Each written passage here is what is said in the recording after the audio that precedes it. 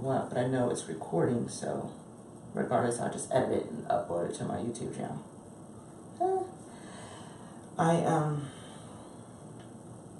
Okay, so back to my story. I'm trying to explain where my anxiety is coming from and my history with Xanax.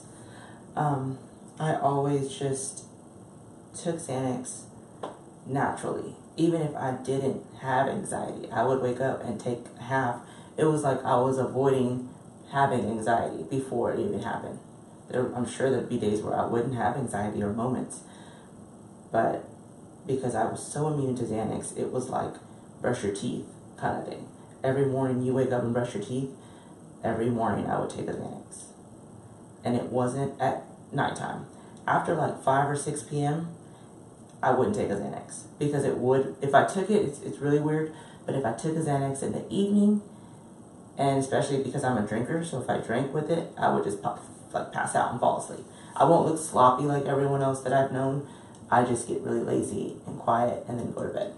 So Xanax is something that I've always had to take when the sun is out kind of thing. Once the sun is about to go, like if there's no more sun, I can't take a Xanax. That was like my life for 18 years. I just felt like it was like preventative maintenance for me. Waking up and taking your Xanax was like how people wake up and take their vitamins. It just was just normal, and I didn't know any other way until recently. So the boyfriend that I have now has been trying to tell me not to take Xanax and to go to a doctor and get on other medications for anxiety and depression. That's not Xanax, obviously. And see a therapist and things like that. And he's told me that for about 2 years. After a couple months of him telling me, it didn't take long because I moved in with him like in February of 2016. So like by summer of 2016, I went to a doctor. I met my doctor, I really want to say like online or something. I'm sure because that's where I see everything from. I found it online and contacted her, and she told me like I didn't need to be on Xanax. She was like, you need to get off of Xanax. The bad thing is you can't slowly try to get off of Xanax. I mean, you can't abruptly just get off. You have to like wean yourself off kind of thing. And I feel like I've done that to an extent. Because I have been in moments where I've taken 7, 8, 9, 10 Xanaxes probably in one day. Or even in one moment, like I've done stupidness. And I don't even know where I was going with that. My mind's jumping. I need more.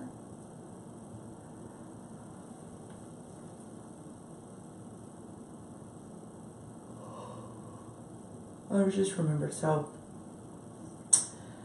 I wanted to get that yawn out. It bought me some time, you see that? I used to take a lot of Xanax, and then I went down to not taking them as much. So like in moments I would take 6 or 7 or something, like in a day. Okay, remember that. In a just normal day like of life, I would take like 2. Whereas in the recent months I was taking like half. So I definitely throughout the years, instead of saying progressed, I would say digressed, but really it was a progression of my mind because I stopped needing so much Xanax. I really did slow down to like half. I still would buy a bottle every month, and it would last me the whole month, which seems like, okay, hey, that's 100 pills. Why is it lasting the whole month? But no, it was really because also I would give them out. Because really I was taking half. And honestly, now that I think about it, it wasn't 100 pills, it was $100. So it was like 30 pills a month. And I would usually take half in the morning and half after lunch at work. I work a normal 8 to 5, Monday through Friday, with lunch at 11:30. So that was like 1 Xanax a day. And they would last me the whole month. Like, when the month came because I would always buy them when I got my commission check on the 15th. So when that day hit, I still had like 3 or 4 or 5 every time. But I still just bought it. It was like preventative maintenance for me. And I never seen anything wrong with it. sometimes I want to say I don't see anything wrong with it now, but I think that's just my mind fucking me into thinking that I need it and just go get it. But it is really like, it's an addiction to the Xanax. Like, doctors didn't want to prescribe it to me when I go to other doctors. They would, like, in recent years, they haven't been wanting to prescribe it to me. And now, if I know of a doctor that does, I'm just like, what kind of doctor do you have? That's what I think. And not even like before, be like, ooh, what kind of doctor do you have? Like, and in excitement. And now it got to a point where it was like, that's stupid. It makes no sense to me why I let my mind go so far and need it so much that it's hard to live every day right now. I constantly feel like I'm on the Truman Show. And it's great that I'm doing the camera because I already feel this way. I already feel like millions of people are just watching me and judging me at the grocery store, when I'm driving. I mean, when I'm driving, I shouldn't even think that anybody's looking at me. They should probably be looking at the road. But that's not what I think. I think everyone is looking at me. And I don't understand why.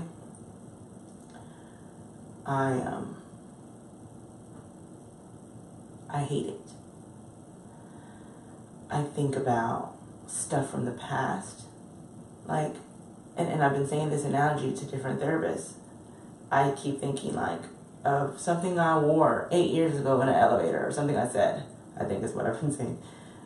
Like, just like even a big mistake. Like a month ago, I got drunk and my friend she was drinking, and she was drunk, and she wanted to go home, and it was like wet outside and rainy, and it rained like earlier that day, so I think it ended up raining again.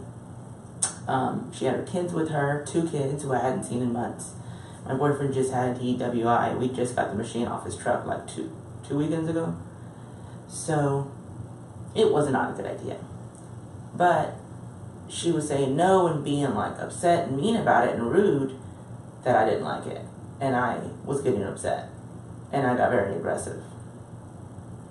I think she was taunting me, and I think that people don't see that. Like, my boyfriend and her were there, and my daughter were there. And I've known her like 15 years of my life. So anyways, it was just a really bad situation. And my boyfriend almost broke up with me over it.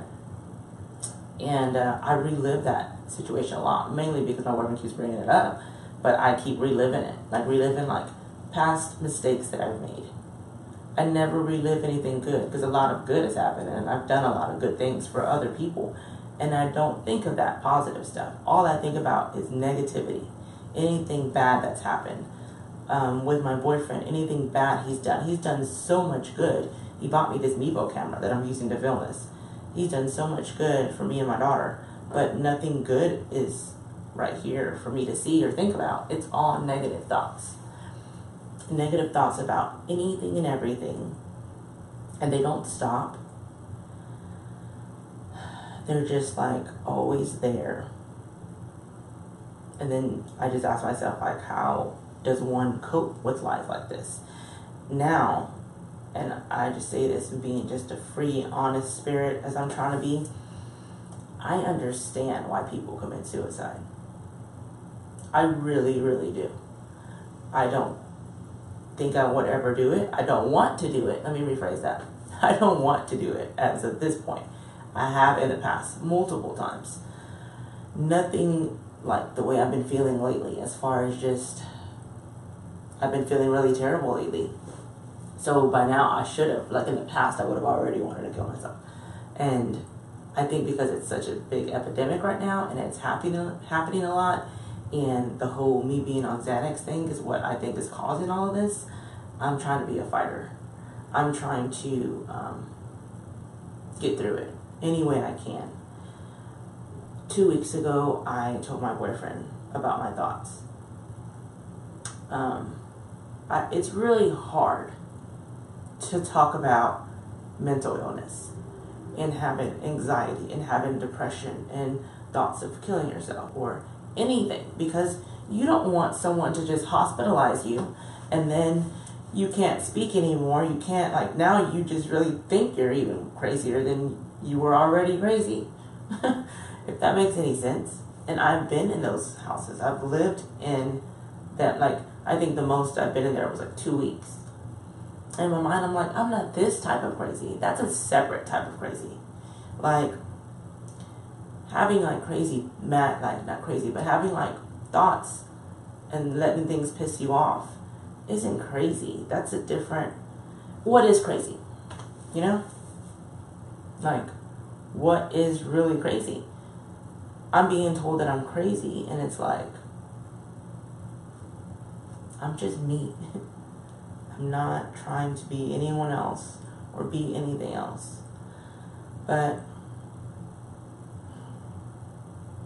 I just draw a blank. And I hate when I draw a blank.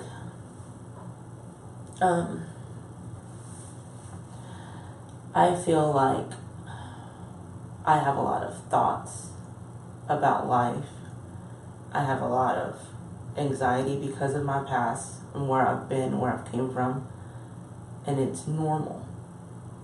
It is extremely normal. They say like 90-something% of the world deals with anxiety. I'm not the only one. I'm not dealing with it good or right, but I am trying the best I can. I get up and go to work every day. Monday through Friday, 8 to 5. I haven't like called off. I've ran late, but just me, just normal running late because I woke up late kind of thing. I've been trying to be more productive at work and at home. Like last night, I cooked with my daughter. We recorded it, and I did like a YouTube live of us cooking. Like, I try to live a normal life. But when I'm alone and in my thoughts, I just want to freaking cry. All I think about is negative stuff.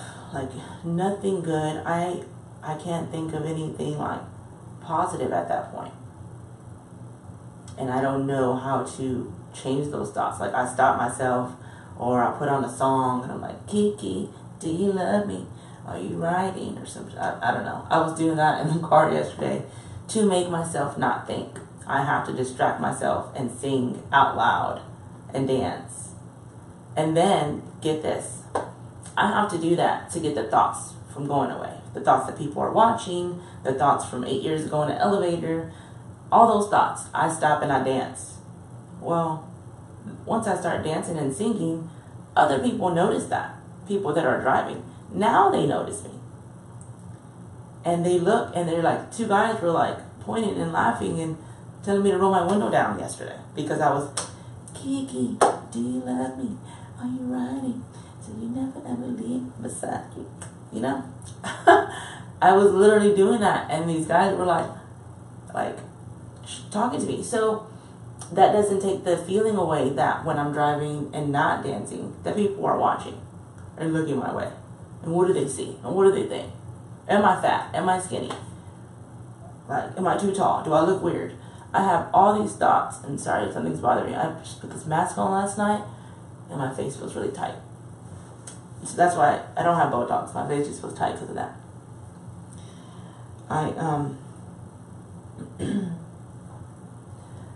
I just deal with a lot of anxiety. Like, it's overdone, I think.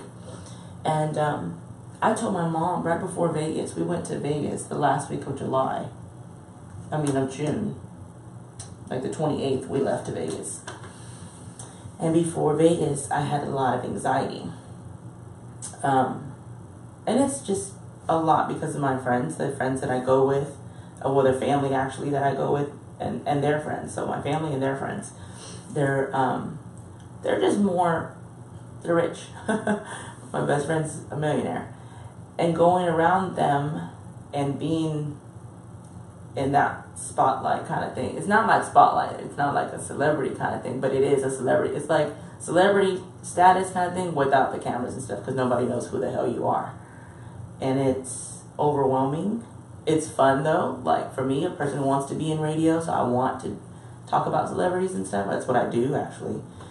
And it's just a different life. And like, I did like extreme diets. I did like wraps. I bought a waist trainer, all this stuff, like 2-3 weeks before we went. So it was like a buildup of anxiety before Vegas. It was kind of like a wedding kind of thing, because it's like a 4-day event. You're wearing dresses and heels and your hair and makeup. I had to get my lashes done, my nails. I just wanted to always look my best. And that is really hard for girls, to have that pressure, especially when you are a heavier girl and you're next to these girls that are a size 0. It's not settling for your mind. I feel like saying I don't care who you are, but there's a lot of big girls that are confident. I'm not confident in my size. And I think that bothers me. But a lot of girls are like that. Those girls that I know that are a size 0 and a size 3, they're bothered with their size. So it's normal. It's not like what I'm thinking isn't normal. It's just a lot of pressure to look good and to fit in with, your crowd that you're around and that you're with. Really in May. And I think that was like my last half, or I didn't have a half that day. And I think Jake Paul was the week after my daughter's birthday, which her birthday is May 15th, so it was like the 27th or something. Anyways, I haven't taken a Xanax at all. I buy Xanax off the streets, and I hate the way that sounds, because the guy that I buy my Xanax from, he sells other drugs, and it's like, I don't do drugs to me. I take Xanax. And it's different. Like, I smoke weed sometimes now, because I got this in Vegas, but just because it's calming, but not every day at all. But I feel weird buying Xanax on the streets. Like, my boyfriend tells me if I can get Xanax from a doctor, he won't care that I'm taking them, because the doctor's telling me to take them. But I'm like medicating myself. I'm diagnosing myself and telling myself what to take, prescribing myself Xanax. And I can get them at any moment. I still have his number. I know where the guy lives, and I know other people. I think my camera's dying. So I'm gonna go grab my charger. I don't want the camera to die. I think that's why it's beeping. It's not telling me on here. Okay, I'm gonna wait. In any case, I haven't been taking them for 2 months now, and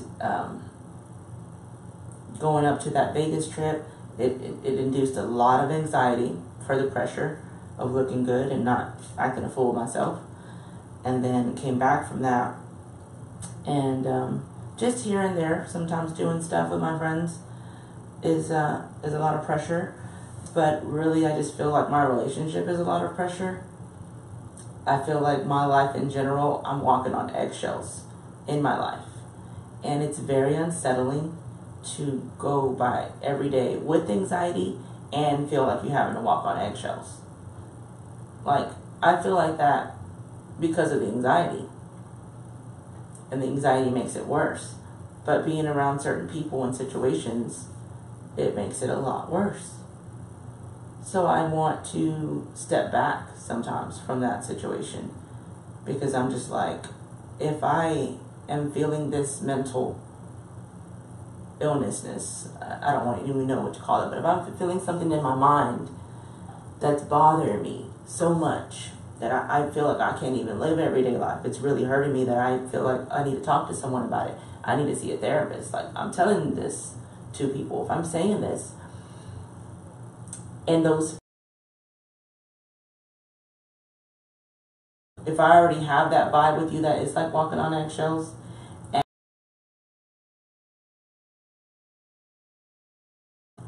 I can't be around people that it's nerve-wracking. How I would want it to think, or how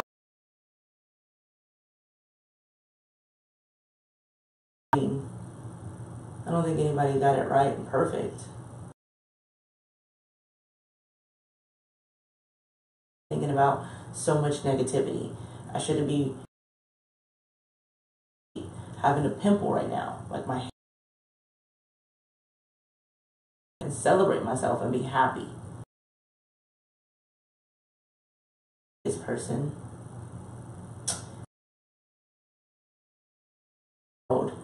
it's nowhere near me. I live in the nice little suburb called King at all of Houston. I don't get child support, food stamps. Next, my little 2015 Corolla. And swimming and my normal Monday through Friday 8 to 5 and a show.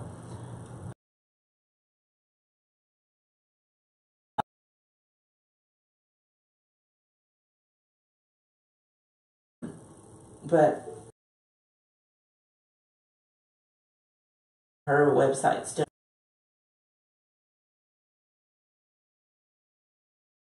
was thinking, because I know that I'm not crazy. Right. And I need to change that.